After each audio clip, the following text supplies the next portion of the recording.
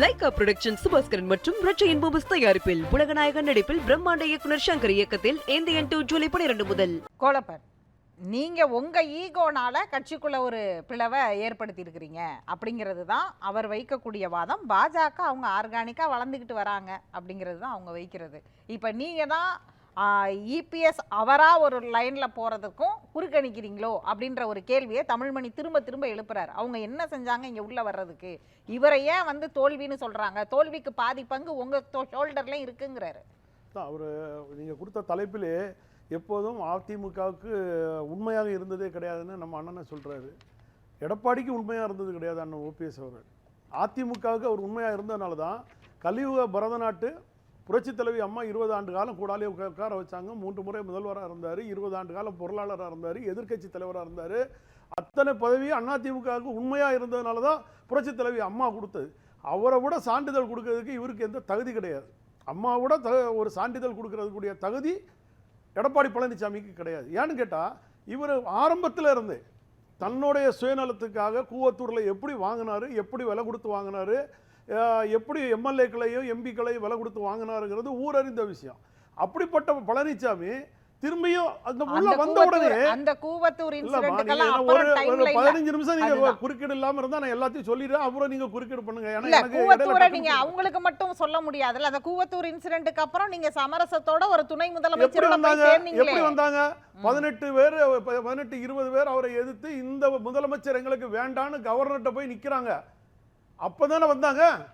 அப்போதானே திமுக ரெண்டாவது வந்து இது நம்ம வந்து திரும்பி முதல்வர் இதை வந்து தேர்ந்தெடுக்கணும் ஒரு சூழ்நிலை வரும்பொழுது அண்ணனை வந்து 2 வேலுமணியை வந்து பார்க்குறாங்க. 2 மணியும் வேலுமணியும் தங்கமணியும் வந்து பார்க்குறாங்க. பார்த்து அண்ணனுடைய மக வீட்டில் போய் பார்த்து கட்சிக்காக பண்ணுங்க. அண்ணா திமுக விசுவாசமாக இருந்ததுனாலையும் புரட்சி தலைவி அம்மா அவர்களுக்கு கஷ்டப்பட்டு தன்னுடைய உடல்நிலையத்தில் அந்த 2016 எப்படி அந்த 136 சீட்டு கொண்டு வந்தாங்கிற வேதனை அண்ணனுக்கு தெரியும். அதனால கடன் கொடுத்தார். அன்னைக்கு 40-45% மேலே கோயம்புத்தூரில் இருந்தவர் தானே. மக்கள் வெள்ளம் எல்லாமே அங்கே தானே வந்தாங்க. யாருக்குமே அவரை வந்து யாருமே ஒதுக்கலையே. அவர் சொல்லி தானே நீங்கள் வந்து அண்ணன் கை கொடுக்கணும்னு கேட்ட பிறகு தானே கொடுத்தாரு. கவர்னர்கிட்ட போய் யாரை சொன்னாங்க? இன்னைக்கு இருக்கிற தங்க தமிழ் செல்வன், செந்தில் பாலாஜி எல்லாரையும் கேளுங்க யார் கொடுத்தாங்க. கடன் கொடுத்து 2016 இந்த 17 4 ஆண்டு காலம் பண்ணினார். அப்பவே வந்து வந்த இடைத்தேர்தல் ஆர்கே நகரில் நீங்கள் ஒரு முதலமைச்சராக இருந்து ஆர்கே நகரில் தோல்வி. ரெண்டாவது 2019 தன்னுடைய சொந்த தொகுதி எடப்பாடி தொகுதியில் அவருடைய தொகுதியில் 9000 ஓட்டு தோல்வி.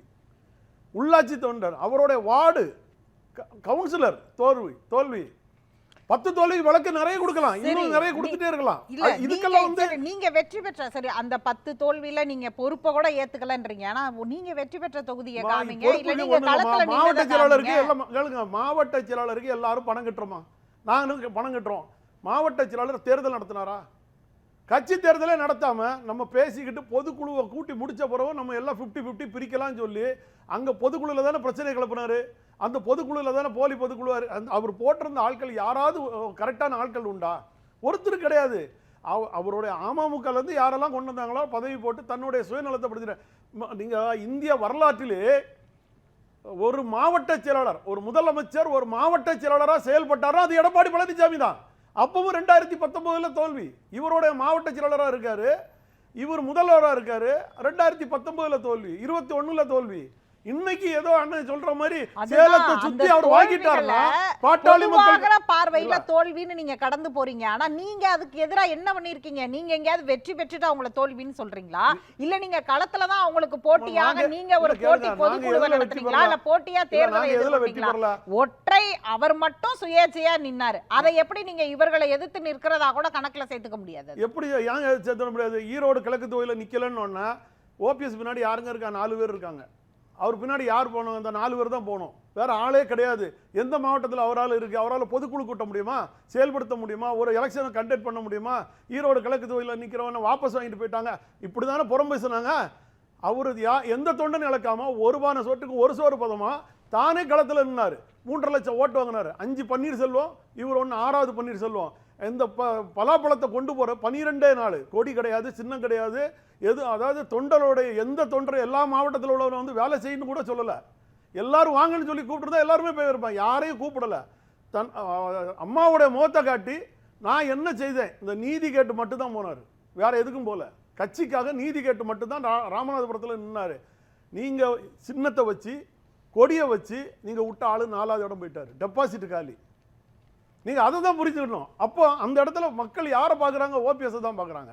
மக்கள் யார் வரணும்னு நினைக்கிறாங்க இந்த தலைமைக்குன்னா அது ஓபிஎஸ் தான் வரணுங்கிறாங்க. அந்த ஒரு புரட்சி தலைவி அம்மா அவர்களால் காட்டப்பட்ட தொகுதியில வாங்கின அதிமுக வாங்கின வாக்குகள் முக்கியம் இல்ல, அங்க வாங்கினதை வச்சு தலைமையை முடிவு பண்றது. அதிமுக வாக்கு வாங்கி இருக்கு நீங்க சொல்றீங்களா? 2 பேரும் சேர்ந்து இல்ல கேளுங்க, 2 பேரும் சேர்ந்து இருந்து வாங்கி ஜெயிச்ச தொகுதி 66 தொகுதி. இப்போ எடப்பாடி பழனிசாமி ஒத்தைக்கு நின்று 10 சட்டமன்ற தொகுதி தானே ஜெயிச்சிருக்காரு. அதை நீங்க பாருங்க, ஜெயிச்சது 10 சட்டமன்ற. அதனால தானே திமுக தலைவர் ஸ்டாலின் என்ன சொல்லுவாரு, வர 2026 200 பிளஸ்ங்கிறாரு. எங்க மாவட்டத்தில் நாகர்கோவில் தொகுதி 8000 ஓட்டு, கன்னியாகுமரி தொகுதி தளவாய் சுந்தரம் எம்எல்ஏ இருக்கிற அதிமுக இருக்கிற தொகுதி 13,000 ஓட்டு.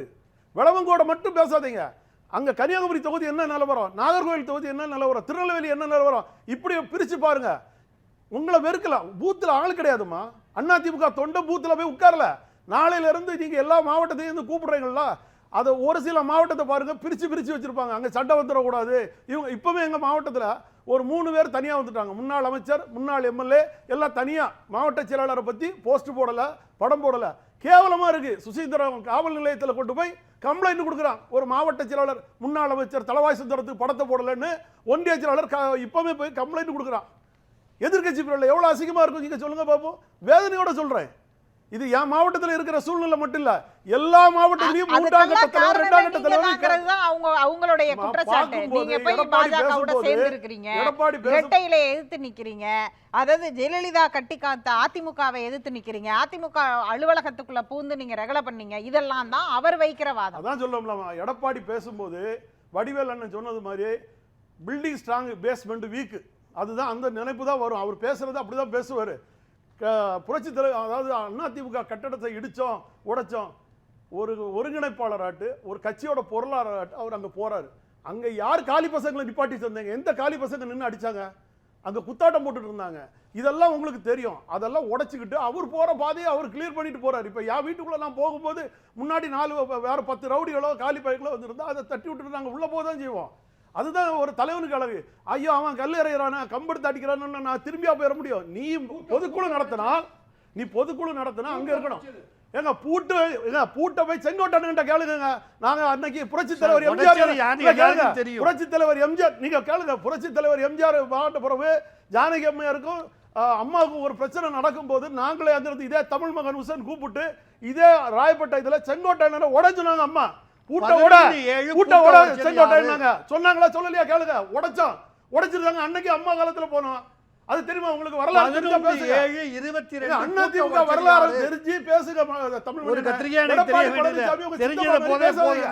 எடப்பாடி பழனிசாமி உங்க சித்தப்பா மாரி பேசாதீங்க. நாங்க வந்து என்ன தமிழ் மகன் எல்லாம் கூட்டிட்டு வந்து ரோட்ல படுக்க வச்சிருந்தாரு. இவங்க எல்லாம் காஞ்சிகோட்ல தங்குவாங்க. நாங்க எல்லாம் உடைச்சிட்டு இருந்தோம். அன்னைக்கு தேவாரம் அவர் வந்து தேவாரம் அவர் வந்து என்ன பண்றாரு, அடிக்கிற லட்சி சார்ஜ். நாங்கெல்லாம் காளிமார்க்கு கம்பெனிக்குள்ள ஒளிச்சு கிடந்தோம். ஒரு நாள் ஃபுல்லா ஒளிச்சு கிடந்தோம். அவ்வளவு அடி லட்சி சார்ஜ் நடந்தது. இவங்களுக்கு தெரியுமா வரலாறு? அன்னைக்கு நாங்க வேதனையோட சொல்றோம்.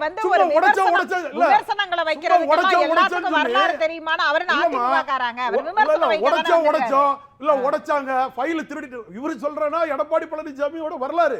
ஆனா எடப்பாடி பழனிசாமியே சொல்றேன், அன்னைக்கு உடைக்கும் போது செங்கோட்டையன் அங்க இருக்காருல கேளுங்க, திருநாவுக்கரசு அண்ணன் இருக்காரு கேளுங்க, தமிழ் மகன் உசேன் இருக்காரு கேளுங்க, எல்லாரும் இருக்காங்க. உடைங்க அம்மா ஆடை விடுவாங்க. உடைங்க இது வந்து கட்சி ஆபீஸ் இல்ல, கட்சி ஆபீஸ் தொண்டனுக்குரியது. உடைங்கிறாங்க. நாங்க எல்லாம் உடைச்சிட்டு உள்ள போறோம். பக்கத்துல காளிமார்க்கு கம்பெனியில தான் ஓடி அடிக்கிறாரு லட்சி சார்ஜ். அம்மாவை ஏற்றிட்டு போய் பாய்ஸ் கார்டன்ல கொண்டு வந்து விடுறாங்க. அம்மா இறங்க மாட்டேங்கிறாங்க வண்டியில இருந்துகிட்டு. இதெல்லாம் நடந்துச்சுங்க. இந்த சாதனை இதெல்லாம் மறைக்க தெரியுமா? வரலாறு தெரியுமா உங்களுக்கு? இல்ல எடப்பாடி பழனிசாமி தான் தெரியுமா? தெரியாம ஒரு அதிமுகவை அமெரிக்க கூடாது. 11/7 உடைச்சது யாரு? பூட்டுனா உடைப்பாங்க. அது எங்க உரிமைங்க. புரட்சி தலைவி அம்மா சொல்லி கொடுத்த பாருங்க. இது ஒரு ஆம்பளை அம்மா சொல்லுங்க. கொடுத்து சொல்லி தந்த இது பாடம். அந்த அளவுக்கு ஜெண்டர்லெஸ் சார்ந்த விவாதத்தை எடுக்கணும். வேண்டாம். நம்ம பேசலாம். கோலப்பன் இன்னும் ஒரு ஆள் பேசணும். வெயிட் பண்ணுங்க. கோர்ட்ல போய் இல்ல இல்ல நான் இன்னொரு ஆளுக்கு டைம் கொடுக்கணும். நீங்க கட்சி சண்டை மாதிரி ஆரம்பிக்கிறீங்க. நான் இங்க நேரம் கொடுக்கணும். 3 வருஷம் ஜெயிலுக்கு போங்க. நான் இங்க நேரம் கொடுக்கணும். கோலப்பன் இன்னும் வந்து அவர் 1 மணி நேரமா உனக்கு பேசாம சொன்னது. இருக்காரு. பொங்கல் மணிகண்டன் 1 மணி நேரமா பேசாம இருக்காரு. எடுத்து பாருங்க. ஆமா, செத்தவங்கள பத்தி எதை வேணா அமைதியா சொல்லலாம். இருங்க. அவரு தெரியும். தமிழ்மணி சார் அமைதியா இருங்க. 2 பேரும் அமைதியா இருங்க. நான் கண்ணால 2 பார்த்தத பேரும் சொல்றேன். அமைதியாக இருங்க. டிஜிபி தேவாரம் சார் 2 பேரும் அமைதியா நடந்துச்சுன்னு கேட்டு இருங்க. பாருங்க. இது